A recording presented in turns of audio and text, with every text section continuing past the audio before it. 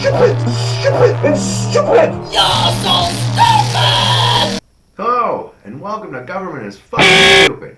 Now, back in school, we were all taught that the government's authority comes from the consent of the people to be governed. And this, of course, is just one of the many lies that the public school system exists to perpetuate. Because that particular lie does sound a lot nicer than the truth. And just as a quick aside, the bit about the Earth being actually an oblate spheroid dominated by highly evolved primates, that part's true. The government doesn't gain anything from lying to the peasants about the shape of the planet or how the life upon it came about. Telling the peasantry that they're the ones actually in charge of the government while the government dominates every aspect of our lives at gunpoint is beneficial to governments.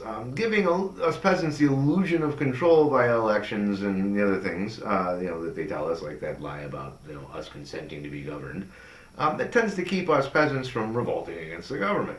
Part of the reason the government feels compelled to shoot unarmed or disarmed peasants that publicly dissent against the government's actions, and typically they get shot in the face or the back, is because the government can just ill afford to have us peasants questioning its authority, and especially questioning the territorial integrity of the government's borders. I mean, if the USA were to just allow brownish people to wander in without proper paperwork, set up shop, and just start contributing to the economy and the general quality of life for us Americans, then other peasants might start wondering why we even need a government. And, well, you just can't have that. And trust me, even though immigrants, and even the illegal ones, are a net benefit to the economy due to the work they perform and the taxes they pay, which, I mean, that helps the government, not anyone else, but despite all that, despite that's a fact, the Trump regime would rather just blow its own feet off economically than let the government's authority here be even slightly eroded. The Trump regime, you got to remember, it's all about keeping up appearances to this barely relevant, tiny-ass plurality of a base that it has. So it's doubled down on making sure that everyone knows who's in charge of this particular patch of the North American continent. The Trump regime is doing this by raiding otherwise peaceful neighborhoods and violently removing the residents. Oftentimes, removing those residents violently over the protests of those residents' own neighbors, who obviously weren't too perturbed about them being there if they're protesting them being removed. And that, friends, is the whole truth of the push behind Trump's second-term obsession with immigration enforcement.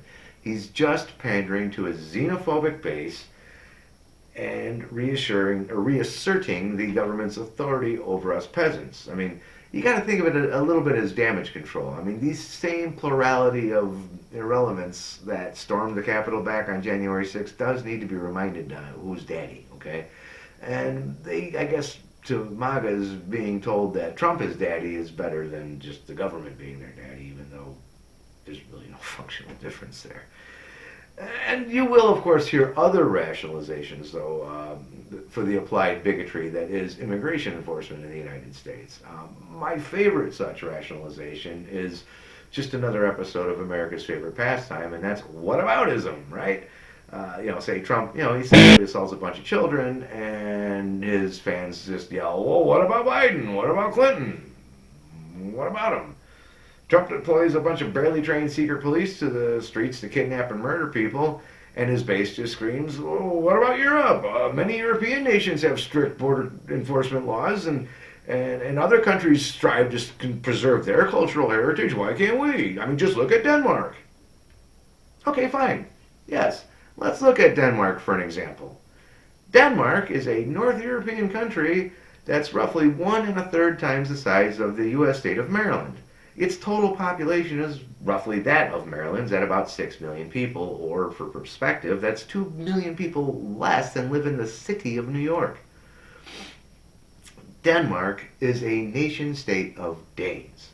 The earliest ancestors of the modern Danes have inhabited the area now known as Denmark for the past 14 or 1500 years. This goes a long way to explain why most Danes look a lot like most other Danes. The USA, however, was settled post-Ice Age by East Asians and Siberians who wandered across the land bridge that once joined modern Kamchatka, Russia, to Alaska, and have wandered across the continent over the succeeding thousands of years.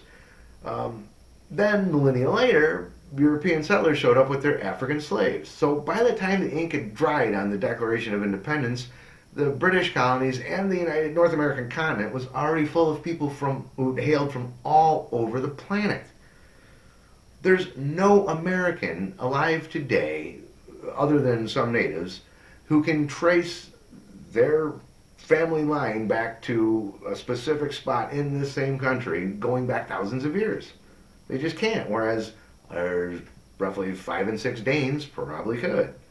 The USA has no cultural heritage to protect, which might explain why you see all those cringy dudes in the gym with their runic tattoos and their Mjolnir pendant, right?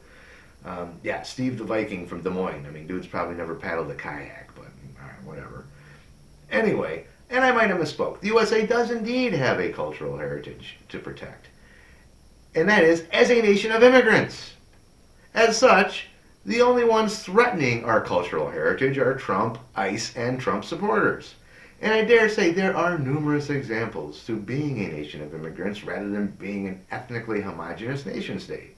I mean, outside of Copenhagen, it is almost impossible to find a decent Mexican restaurant anywhere inside Denmark, and even the ones in Copenhagen will tend to lack the authenticity you get from the restaurants in, say, Detroit's Mexican Town, or pretty much anywhere else in the United States. I'm just really partial to Xochimilcos. Don't have to tell you, their margaritas are, well, just be careful because gravity works in that place.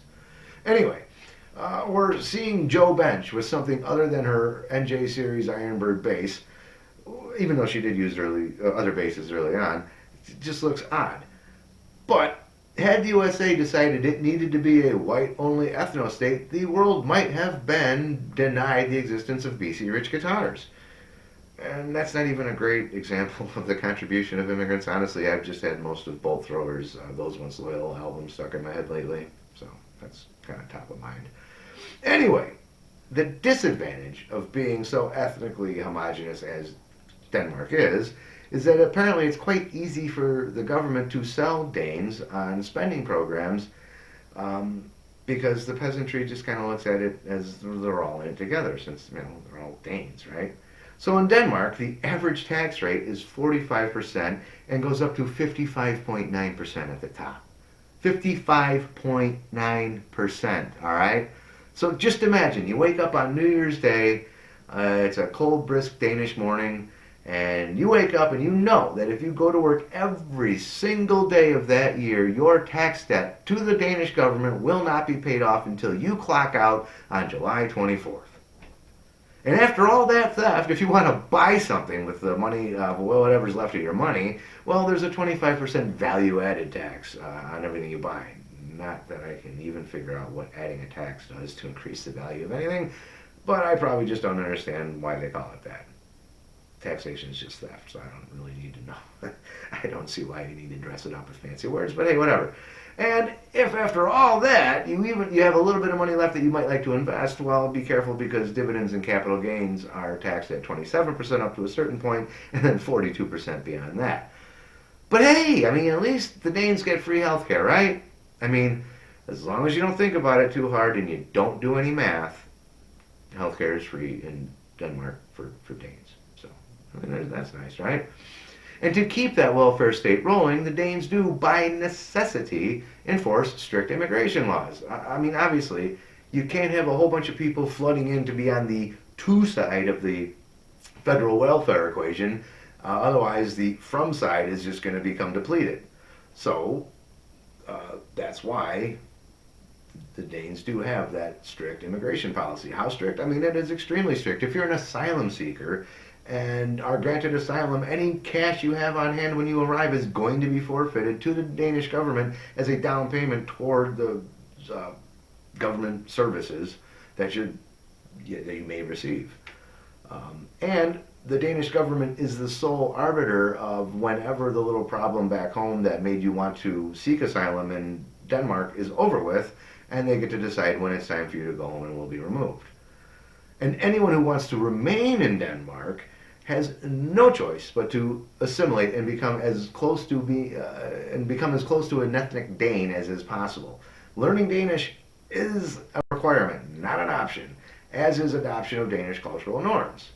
So clearly then, you can see that the nation state of Denmark is very interested in preserving the identity and cultural heritage of the Danish people. And I don't really have an opinion on that one way or the other because I've never lived in a culturally homogenous nation state. I've spent my whole life living in something that is literally the exact opposite of a culturally homogenous nation state. And it's because the United States is literally the exact opposite of any sort of culturally homogenous nation state. It's really fucking stupid to try to keep comparing the United States to any such European nation state or wherever that nation state might be elsewhere on the globe. And again, let's try to remember, specifically with Denmark, it's just 1/3 again bigger than Maryland and has a few fewer people even than Maryland, right around 6 million people. The USA spans an entire continent, is home to 350 million people, speaking 350 some different languages, more than half of which are native tongues. There is no apt comparison between the United States and Denmark other than to say that both are countries that feature a shade of red in their flags. And that's where the similarities end. And not just between USA, but between USA and most any other country on this planet. Because USA is not a nation state. It never was and it never can be, regardless of the impotent wet dreams of this dickless plurality of maladapts that identify as white Christian nationalists. There is not an ethnic cultural heritage here to protect. There's only a civil cultural heritage of welcoming immigrants. And not despite that, but because of that, the USA and its inhabitants have managed to do some pretty incredible shit over the last 2.5 centuries. You know, when we stop being nice to each other for a little bit anyway. The United States accomplished these things as a nation of immigrants. And more importantly, as a nation that understood how to respect one another. And we've lost that. And we're losing that even more in this push to become this thing we can never be, this weird ethno-state of white people. This again points to the fact that the only ones in the USA trying to threaten and destroy the cultural heritage of this country and the greatness it once brought are the pro-MAGA xenophobes trying to destroy that cultural heritage by replacing it with some weird quasi-Christian white nationalist fascist government that would squander the single aspect of our government that has ever enabled any actual past greatness, and that is welcoming immigrants. And that's just fucking stupid. Anyway, thanks for sticking it out this long, and please subscribe, like, and share, and I'll see you on the next one. And in the meantime, please don't be stupid.